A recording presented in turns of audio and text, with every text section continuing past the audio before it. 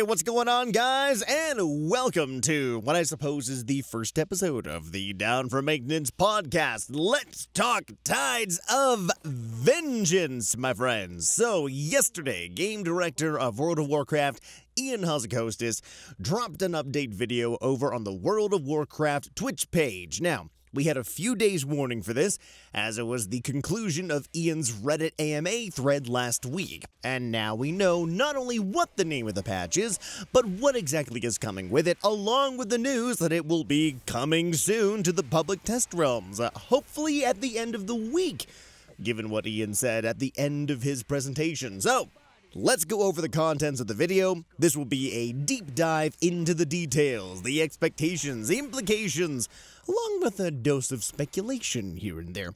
But it's definitely worth a watch yourself. I'll provide a link to the original video below.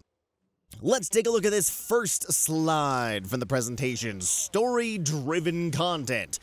First bullet point on the slide, the war campaign continues. All right. Excellent. This was promised, Blizzard is delivering. As I said in my initial review of BFA's first month, I felt that this aspect of the game was woefully underproduced in comparison to the high-caliber quality of the quests and story content delivered pretty much everywhere else in the game. Given that there doesn't seem to be a new quest hub or zone coming with Tides of Vengeance, my hope would be that the level of polish we know Blizzard is capable of, and delivered in excellent fashion through the leveling quests of BFA, is what we get here. So that would be voice acting, cutaway cinematics, the whole 9 yards. If we got a rendered cinematic a la Zandalar Forever or Pride of Kul Tiras, that would be absolutely incredible. A worthy mention on this point, jumping all the way to the bottom, is the point highlighting specific character storylines involving Saurfang, Tyrande, and Vol'jin. Now, we've been expecting character exposés on both Saurfang and Vol'jin all throughout BFA's development. Heck, Vol'jin was teased as having a storyline all the way back when the expansion was announced at BlizzCon. His story got a little bit of treatment in 8.0, but it was barely more than a tease, so we'll just have to see where that one goes. And Saurfang, of course, all eyes on him from the very start. An incredibly iconic character that we all have known is set to play a center stage role in the story as it unfolds. Now, last we knew, we left him to his fate sitting in the Stormwind Stockades, if you recall the Horde introductory scenario. Now, I'm actually curious which faction gets to see him developed here. Both Horde and Alliance, maybe? See, Vol'jin is clearly a Horde character. They get him. Tyrande is clearly an Alliance character. They get her. So, does Saurfang, the third character mentioned here, represent someone whose development both sides get to experience in the game? There's arguments you could make for it going either way. Saurfang, he's an orc. Arguments to be made for the Horde seeing him develop. Then again, he is presently sitting in Stormwind. And there's the interactions that Anduin has hinted he wants to have with Saurfang, so there could be something there. There's an argument for the Alliance side. So I'm going to be quite interested to see what Blizzard has planned here. Now, speaking of Tyrande, this was rather the surprise to me, but it's quite welcome. It makes a great deal of sense that she'd be given a storytelling focus, given that it was the burning of Teldrassil that kicked off the events of the current Horde Alliance war. But speaking for myself, I didn't see this one coming. I absolutely welcome it, and I'm keenly interested to see how they explore both how she and Malfurion, as well, dare I hope, the Night Elves as a people, have developed in the aftermath of the War of Thorns and the loss of their home. More than a few of us felt that the in-game representation of how the Night Elves reacted to the Darkshore invasion was really lacking. That this proud, vicious race had been effectively defanged and declawed. In contrast, it seems that the written novellas represented this fierce aspect of their nature much better than the game. It remains at this time to be seen how this will be written into the game. I look very much forward to it. And then there are these incursions. Ian described these as being similar in nature to the Legion Assaults, which were introduced back in patch 7.2, where on a rotating timer, roughly around every 16 hours or so, the Burning Legion would invade a zone on the Broken Isles and would offer a unique set of world quests and scenarios for a limited time. Now, to me, the big winner in all of this is that the world quests from these incursions will be available to characters leveling from 110 to 120, exactly like their Legion counterparts did, as an additional form of XP. I am 100% behind this. It's a very welcome addition indeed. Back during Legion, when I leveled up a tune for all 12 classes, the Legion Assaults were a core staple of my leveling game. They gave a tremendous amount of experience each round, often enough for me to gain a level or two in a matter of 30 to 45 minutes. Admittedly, I was wearing heirlooms at the time, but the base XP was still very substantial. If these incursions are designed the same way, they will be an excellent method of quick, efficient level grinding on top of the boosted experience that we just heard about for island expeditions. Now, in this particular case, I'm not so much concerned about the max level rewards, truth be told. The Legion Assaults at max level were a good form of content for a time at max level, but their real value, in my opinion, was what they offered to players wanting to level new characters. Now, worthy of mention here are the new world quests that are inbound. Glad to see there will be more variety added to the world quest pool. The issue, though, is that the core gameplay loop of world content, of which world quests are the bulk, doesn't seem to be changing. Not really surprising, but it doesn't seem to be changing anytime soon. New world quests are a welcome fresh coat of paint on the world content, but that doesn't change the fact that the world content model itself gets stale and monotonous rather quickly. Now, I will add here, while Ian didn't bring it up during this reveal, we do now know from his Reddit AMA that Paragon Reputations, will be returning in a future patch. And while we have no confirmation currently either way, I'm gonna go out on a limb and speculate that they will be returning to the game in the Tides of Vengeance patch, especially given that, one, by the time the patch hits the live servers, even the more casual core players will be well into revered with all or most of their BFA reps, if not capped at Exalted, and they'll need a reason to do these new world quests beyond the standard rewards, and two, I would suspect that incursions will provide yet more reputation gains, just like the Legion Assaults did. And I'd imagine that the last thing you want to do when you introduce a new game system is provide rewards that are immediately wasted upon arrival. We'll find out all that from the data miners soon enough, however. Now let's move on to the second slide, Heritage Armour. They're doing it! They're actually doing it! Ladies and gentlemen, the dream is real. As if new allied races and new Heritage Armour to go with them at max level wasn't reward enough, Blizzard has now revealed that Heritage Armour is coming for old Warcraft races, and I could not be more excited about this. Ever since Heritage Armour was revealed for the original 4 allied races, Lightforged Draenei, Void Elves, High Mountain Tauren, and Nightborne, we've all wondered if it would ever be possible to see such a thing come to our standard, well-worn, but well-loved races.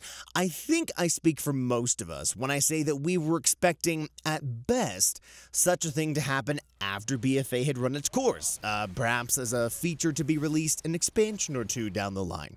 I am quite happy to say that our expectations have been exceeded. There will be Heritage Armour coming out for just 2 races to begin with, Ironforged Dwarves and Blood Elves. The concept of the armor on the dwarf has me all sorts of dreamy. It looks so good. And no, there will not be a brand new rep grind to go along with them. All you need is a character of the appropriate race at max level, and you must be exalted with the related capital city. So in this particular case, a dwarf exalted with Ironforge and a blood elf exalted with Silvermoon, in order to gain access to the associated questline. No confirmation as to if this will be in any way affected by whether a character received a paid boost. Personally, I would suspect that whether or not the character was boosted won't matter, given the exalted rep requirement, which I don't believe is affected by boosts to my knowledge, at least not greatly. Could have that wrong, but we'll have to wait and see.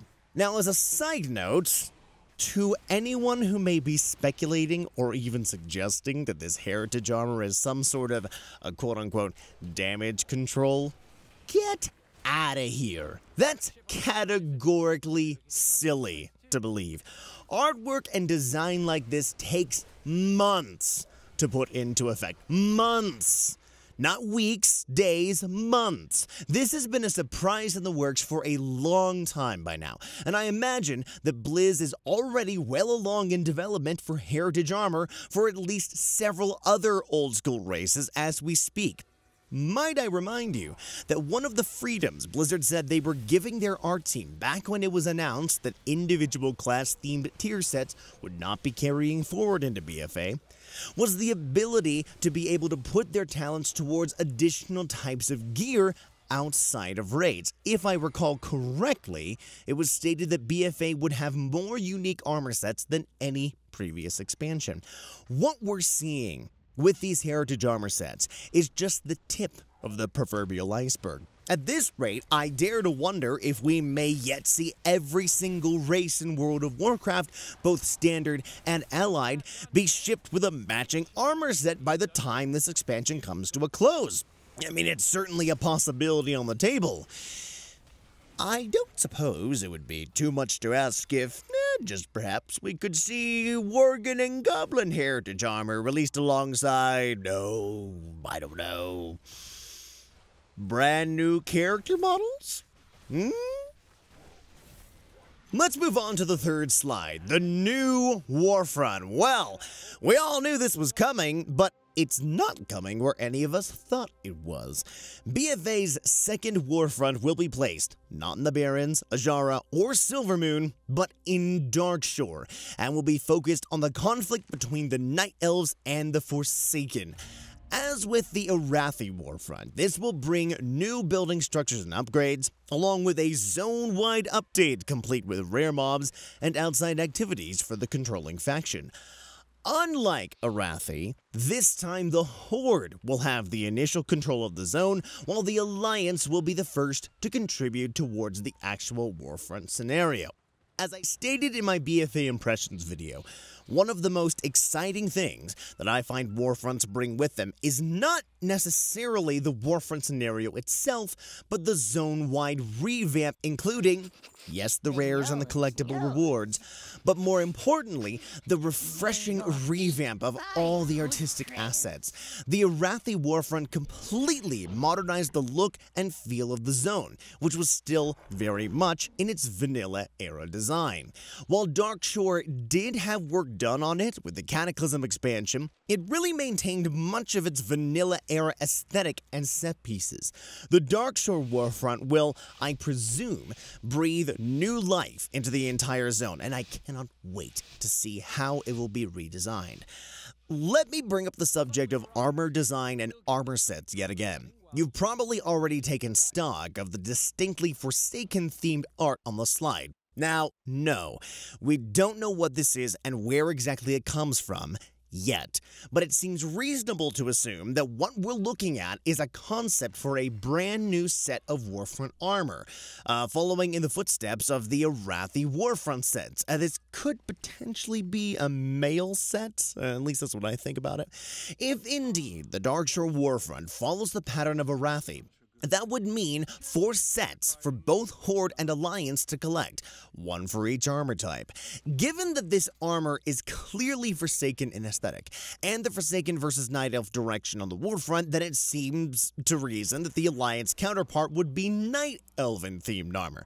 Look, as far as I'm concerned, if we've got more appearances to farm, then sign me the heck on board. This is a pattern I will be thrilled to see continue, as more Warfronts are developed throughout BFA. It will be interesting to see how the timings will work out between Darkshore and Arathi in terms of how the actual Warfront scenario is staggered along with the contribution efforts. It feels, as I said before, incredibly sparse right now, as we only have one Warfront to go by. More will feel welcome as they fill in the void. One simply has to wonder at this point just how many Warfronts we'll get in total, as there are still 3 more potentially left up in the air that we know of, and given how we've been caught completely off guard by Darkshore, there's really no telling where the feature is going to go next. I'm additionally curious to see if, and if so how, the Darkshore Warfront will differ mechanically from Arathi. Ian mentioned new structures, upgrades, and systems, which leads me to believe that the actual functionality and execution of the Warfront will be distinct, rather than simply being a reskin of what we already have. Also, as one final note, I can only imagine how this will all look visually, with the entire battlefield living within the smoldering husk of Teldrassil, the shadow of its smoldering husk, as the World Tree's ashes continue to rain down from the sky, just as it does now. That, combined with the brilliant artistic contrast between the Night Elves and the Forsaken, it will make for an absolutely stunning set piece. Can't wait. Alright, so now let's take a look at the 4th slide. New Islands. As with Warfront, we knew these were coming, and one of them we've actually had teased since BlizzCon.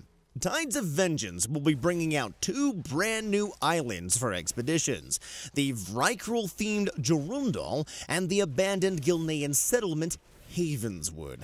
Aesthetically, these 2 will set an entirely new dynamic for expeditions. All of the islands from launch have been various takes on the untouched paradise motif, whereas these are clearly inhabited or formerly inhabited locales. Ravenswood was teased at BlizzCon, but was never unveiled during the alpha beta, and Jorundal is completely new. I'll be very excited to explore both of these when they arrive on the PTR. Havenswood especially, I absolutely love Gilnean architecture. Now, in addition to the pair of new areas, Ian also mentioned that island expeditions will be getting new events, enemies, and overall system updates. He didn't mention specifically any new enemy types in the presentation, but the new events mentioned were holdouts, or player-triggered events, rather than ones spawned at random on a timer, and Azerite extractors, which players can drop on the map and either defend it as it slowly provides Azerite to the team, or risk leaving it, letting it passively gather while they go out and do other things, creating a potential target for their opponents to take over. Additionally, there are notable spawning improvements coming with the patch. The way enemies are spawned on the map is being reworked to operate more in clumped groups rather than evenly spread out across the zone as they presently are. And even the map design of the islands themselves is being tweaked to make it easier for players to navigate through the gaps between these spawn hubs. These changes to expeditions directly address a number of the criticisms that I and others had regarding the island system.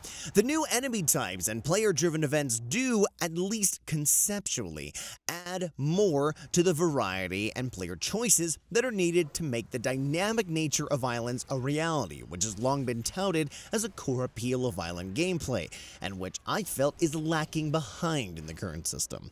Additionally, I said that islands will need to have a constant flow of new areas in order to stay fresh, and the fact that we're getting 2 brand new areas, particularly areas that are very distinct visually from the launch set, is excellent to hear. Very pleased with both of these, we'll have to see how they hold up on the PTR. The changes coming to how mobs spawn and how players navigate across the islands certainly gets my attention. That's absolutely something that Blizzard needs to look at for islands, and I'm very glad to hear that this is being immediately addressed.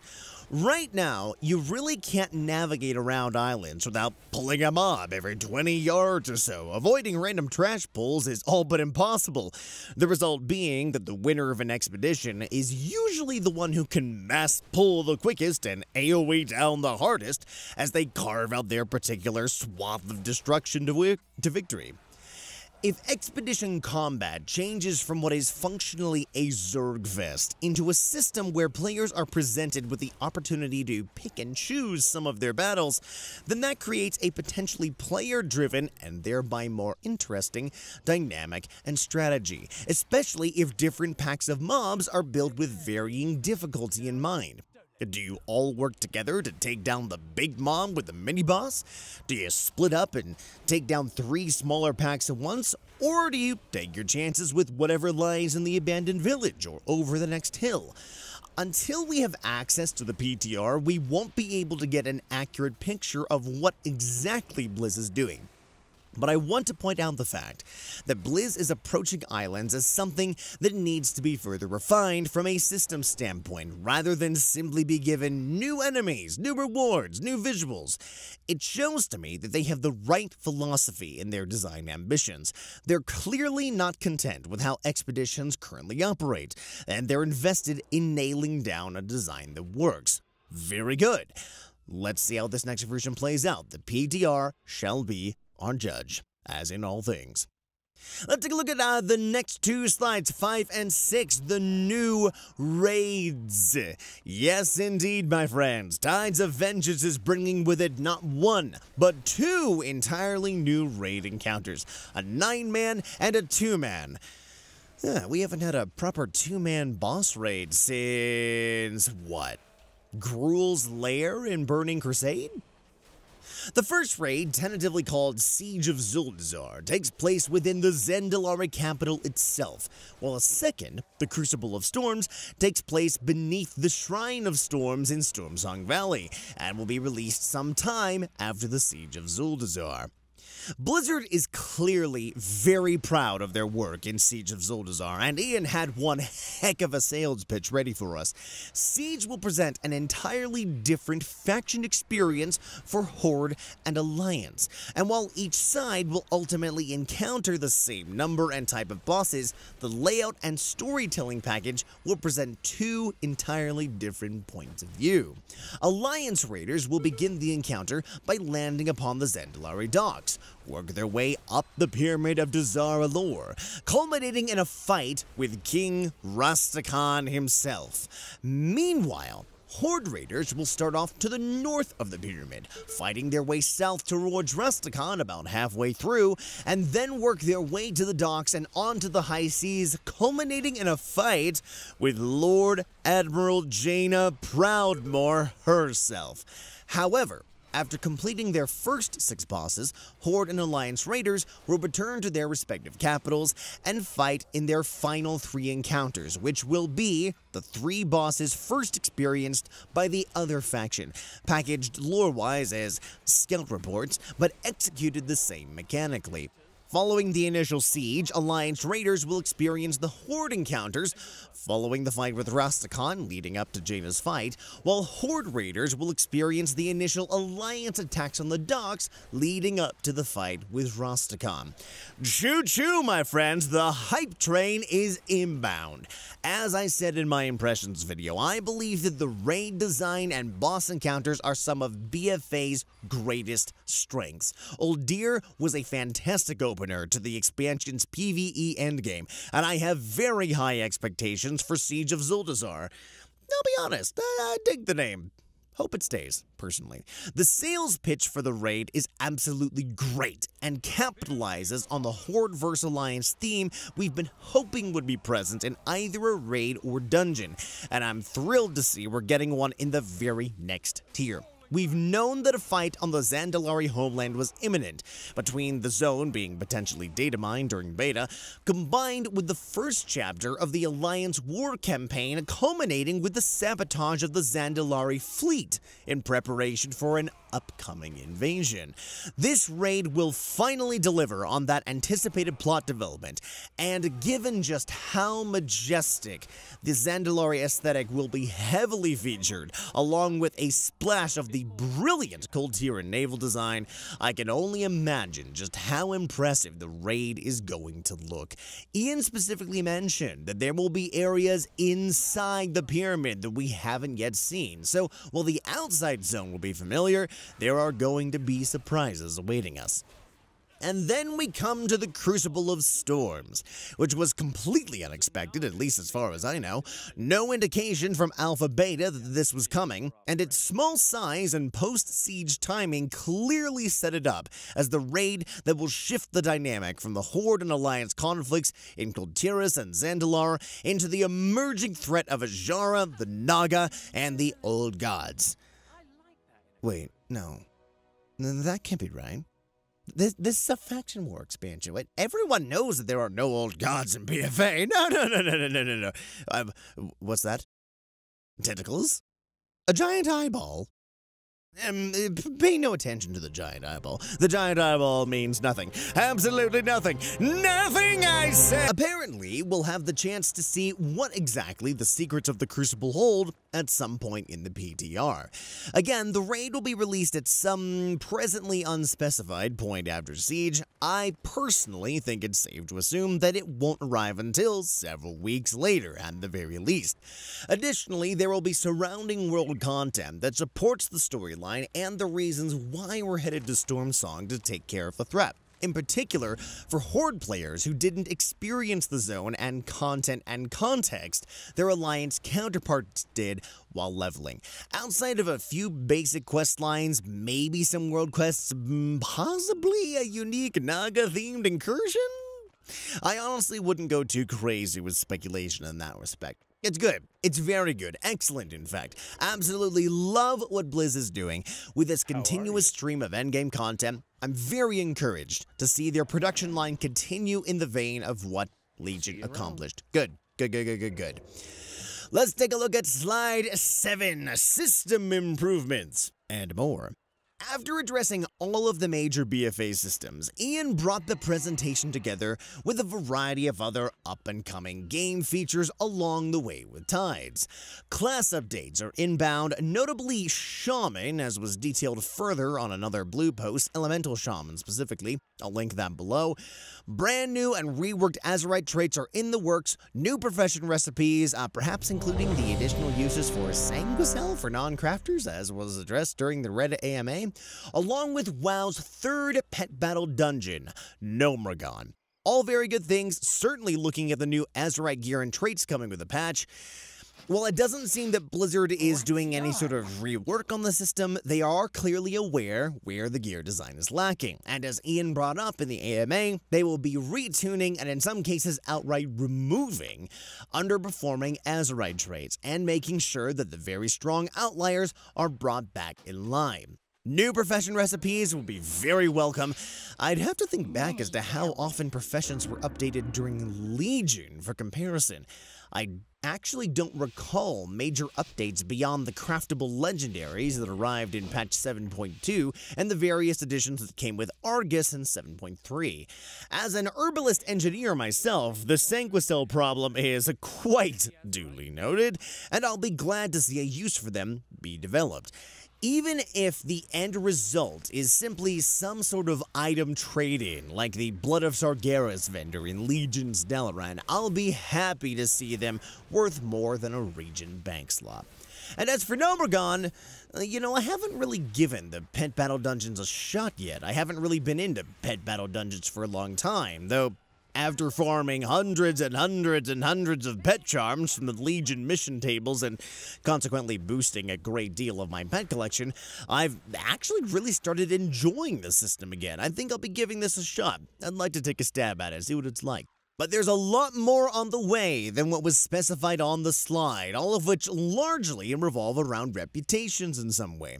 First of all, the Champions of Azeroth is set to become essentially account wide. Thank God. As of the Tides of Vengeance badge, if one of your characters has hit Revered Reputation, which is the point at where you've fully unlocked the additional 45 item levels of upgrade for your Heart of Azeroth, then any future alt will also have that upgrade unlocked as soon as they hit 120.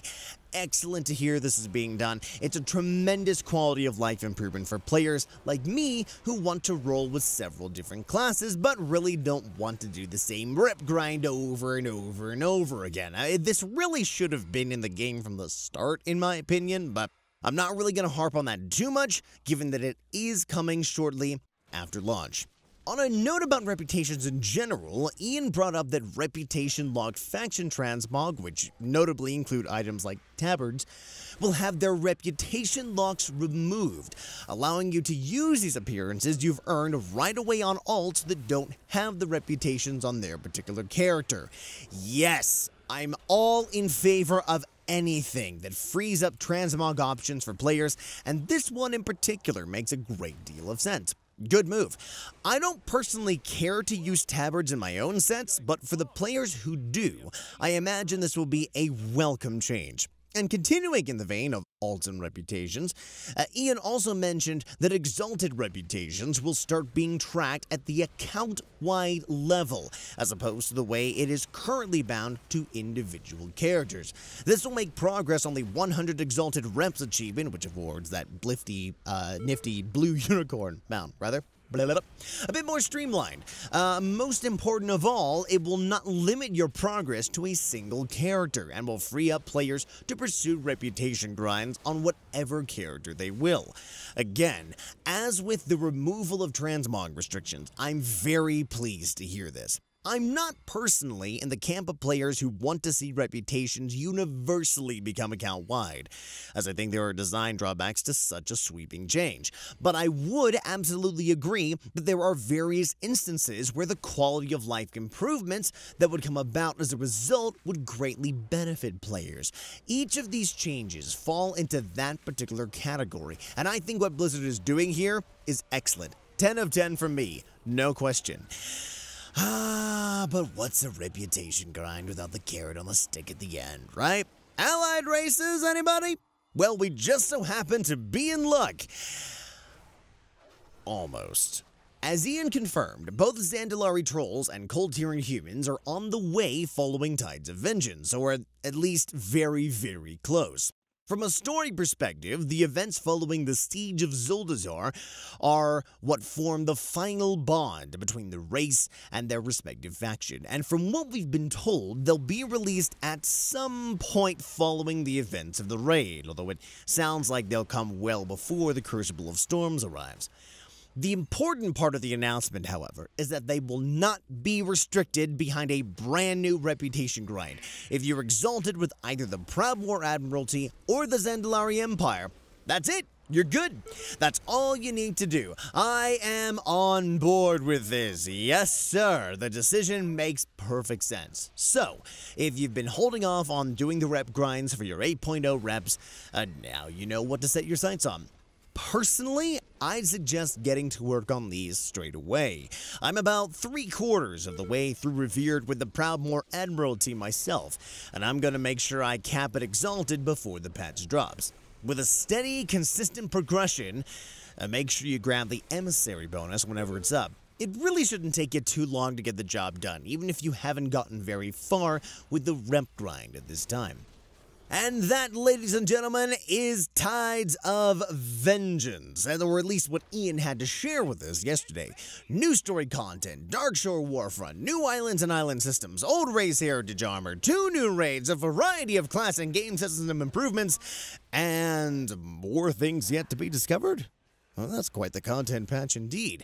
A particular patch number wasn't provided along with the title, but given just how much is incoming, I would hazard a guess that Tides of Vengeance is patch 8.1. I would frankly be shocked if all of this would have been packed into a 0.5 patch, but it remains to be seen before we get any sort of official word from Blizzard. Personally, I'm very happy with what Blizz has in the pipeline. Several of the changes, as I said, are directly aimed at criticisms of the game's systems, notably island expeditions.